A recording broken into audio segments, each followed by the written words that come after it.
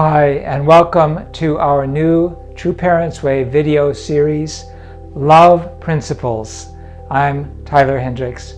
Our first episode is entitled, What's Christ-like about Obedience?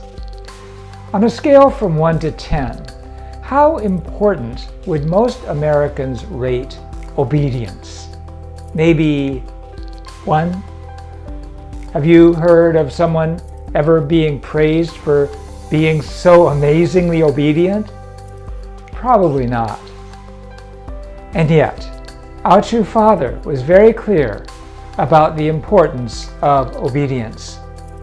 He said, "It is natural to be obedient to a superior, but you must be able to obey and feel ashamed even before a child's command." And the virtue of obedience runs in true families.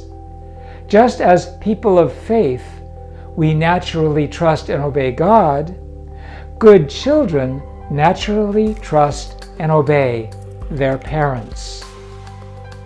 Jesus is the model. He was obedient to his parents even when they did not understand who he was. And he instructed us to practice the same obedience. He said, "If you obey my commands, you will remain in my love, just as I have obeyed my Father's commands and remain in his love. I have told you this so that my joy may be in you, and that your joy may be complete." Obedience leads to joy? Jesus is called the Lamb of God because of his obedience to God. He told us, "I love the Father, and I do exactly what my Father has commanded me." True to his words, he humbled himself and became obedient to death, even death on a cross.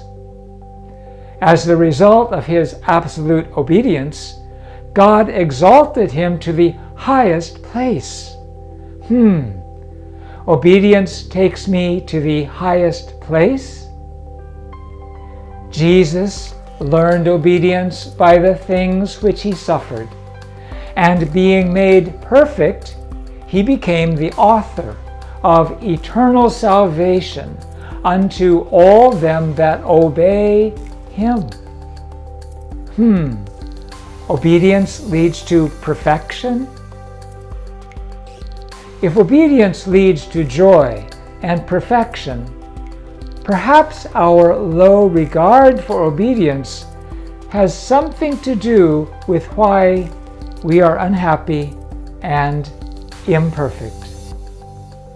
Where does obedience begin?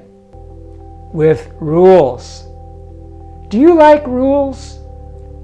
Eve and Adam had a problem with a rule they got from their parent.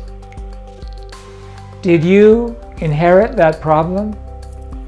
How do you deal with the rules you get from your parents?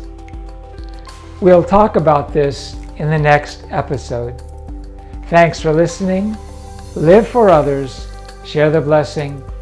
See you next week.